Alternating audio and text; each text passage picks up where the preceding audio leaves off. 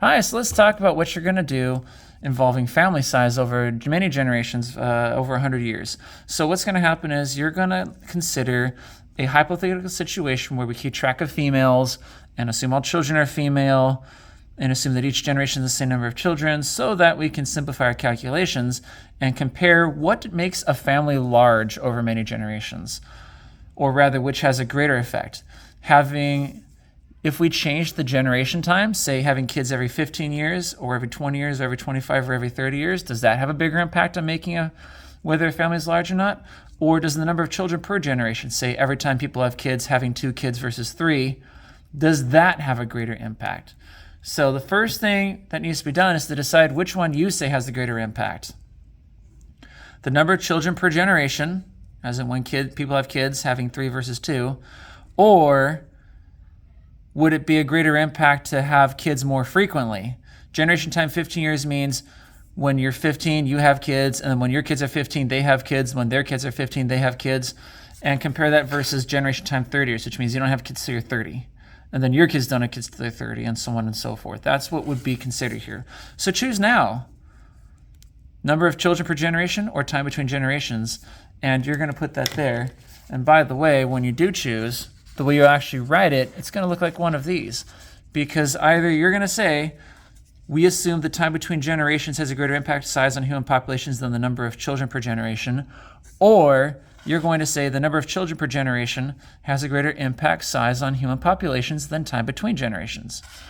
Again, if you haven't already, choose one, because what comes next, after this next part, is going to depend on what you put here. So this is the assumption. The test is already written for you. If we vary the time between generations, the number of children per generation, and then calculate the size of each generation, that's your test. Then we predict that, and here's your prediction. Now remember, don't just repeat the exact same thing, but you should get the idea across that if you said that time between generations has a greater impact, then you're going to say that families with less time between generations will be the largest. Whereas if you said, we assume that number of children in each generation has the greatest impact, then you would assume that families with more kids in each generation, as in like 3 versus 2, are going to have, that factor is going to have the greatest impact on making the family large. So fill that in. Pause now if you need to, but fill this in. Do not leave it blank, regardless of which one you chose. Once you've done that, you can do the actual calculations, and I'm going to show you how to do it on this blank copy over here. Now, if we're going to go and do these calculations, one of the first things that's most important is to notice that we're doing 15 years versus 20 years versus 25 versus 30 years. The title tells you that, families with 15 years between generations. Make sure that you fill in the titles for all the rest. So like families with 20 years between generations. I'm following the model here, but noticing that's every 20 years instead of every 15. You're going to follow the same model for 25 years and 30 years. And then once you've done that, you then go and calculate how many kids with each passing generation. And you might find a calculator helpful for that, but regardless of whether you use a calculator or not, if you can do the math in your head, well, that's great. You're going to wind up with the same results. So let's see. I got it on another piece of paper so that you, the viewer, don't have to wait for me to slowly work out all the numbers. But let's just do one as an example so you can see how it works, then you'll do all the rest of them. So if generation time every 15 years means that at the beginning, there are 2 children for the family with 2 kids, or if the family had 3 kids, at the beginning start with 3 kids. After 15 years, these kids are now 15 years old and they have their own kids. And if everyone has 2 kids, then 2 kids having 2 each, well, that 2 times 2 is 4. If each of those 3 kids has 3 kids each, then 3 times 3 is 9. 15 years later, now it's 30 years from the beginning part, these kids are now 15 years old. We're 30 years from our beginning point. They all have 2 kids, which means this doubles to 8. These have 3 kids each, so if every kid has 3 and there's 9 of them, 9 times 3 is 27 children. 15 years later, we're now 45 years in. 15 years after that, we'll be 60 years in. 15 years after that is 75 years, and 15 years after that is 90. And with each passing generation, 15 years later, these all have 2 kids each. That's 16. These all have 3 kids each. That's 81. 15 years later, these all had 2 each. That's 32 kids. 15 years later, this family had 3 each because it's 3 children per generation. Well, 81 times 3 is 243 kids. 15 years later, these have had 2 each. We're up to 64. Whereas here, 15 years later, they've been having 3 kids each. So now we're up to 729. And then 15 years later, these have had 2 each. So it's 128 kids. And 15 years later, these guys have all had 3 each. And 729 times 3 is 2,187 kids. So same thing's going to happen with these other ones. I mean, if it's every 20 years, then now 40 years, 60 years, 80 years, 100 years, which means kids are born 20 years later, and then 20 years later, more kids, 20 years later, more kids, 20 years later, more kids. They're all going to start with 2 or 3. All of these will.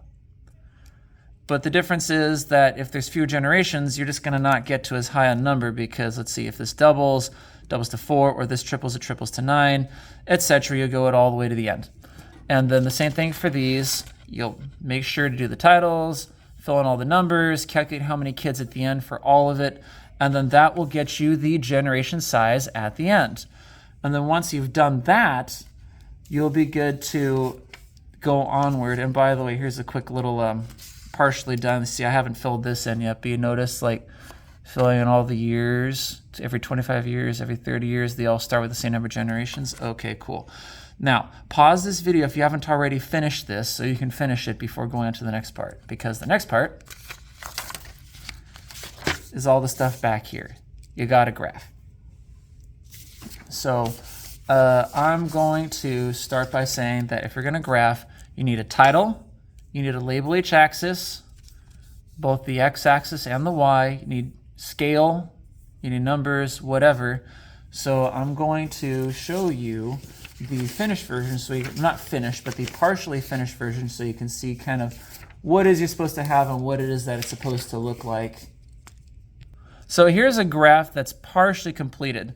Notice, because one of the generations has 2,187 children, I had to choose a scale that's compatible with 2,187, and it turns out this is an all right number. Notice that the y-axis is labeled. It's important. Everyone should have a y-axis label. Notice the x-axis is also labeled. Everyone should have an x-axis label. Because the families, and actually I'll just get this right here. You notice that there's family number 1, 2, 3, 4, 5, 6, 7, 8. There's 8 families. For the sake of space, because it's limited, notice I just put type of family 1, 2, 3, 4, 5, 6, 7, 8. And since no one's going to know what family number 8 is supposed to mean, on the side, I've done what everyone should do, which is take anything that isn't obvious and explain it. So this is basically a key that lets people understand what you mean by family 1. What does family 2 mean? What does family 3 mean? 4, 5, 6, 7, 8. This is the key to here. Make sure that you have this. Don't abbreviate it. Write it clearly so that any random person not acquainted with the situation can quickly tell what it's about. Make sure you have a title on there, type of family versus number of children. Type of family versus number of children. Typically do the X versus the Y. And then as far as like the graph, you'll notice like I've done family number 1 and 2 for you because those are the ones that are from the earlier portion of the calculations where it's like it's filled in for you. So family 1 had 120 kids, family 2 had that many. So that's why like it looks like that graphed out. You do the same for all the rest. This is after done with your calculations. Obviously, I haven't done it, but you need to make sure to do all of them. There's 8 families. There should be 8 bars on this graph. Once that's done, you can then go ahead and answer these questions and these as well. Yes, included the conclusion. Was your hypothesis supported or rejected? So here's your one-word answer, and then you look at the results and you decide, well, when you decided that number of children has a greater impact or time between generations has a greater impact, were you right? You look at this, decide if you're right, cool, you put supported. If you're wrong, you put rejected. It doesn't matter, same grade either way. And then regardless of what you put, everyone needs to put an explanatory answer here. Explain why you'd support it, explain why it's rejected. As for these other ones, we'll go over these in class, so it's not necessary to complete them right now at this time. But aside from these, the rest of these should be complete.